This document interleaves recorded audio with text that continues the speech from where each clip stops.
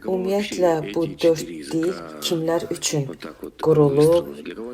Ümumiyyətlə, onlar kimlər üçün nəzərdə tutulub? Sadə insanlar üçün, yoxsa artıq heç olmasa bütün reallığın mənbəyi olan ali qüvvə ilə birləşmək arzusunda olan insanlar üçün? Yoxsa bu sadəcə hansısa bədii ədəbiyyat kimidir?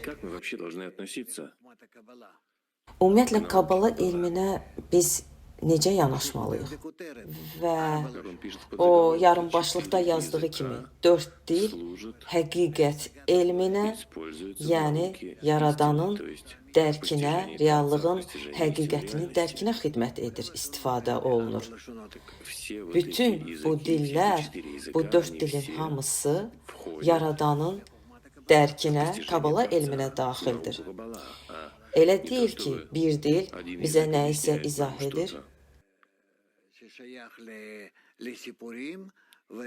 hansısa hekayələrə aid olanları, digəri tarixlə bağlıdır, üçüncüsü hansısa psixologiya ilə və yalnız Kabala dili gizli dilə aiddir.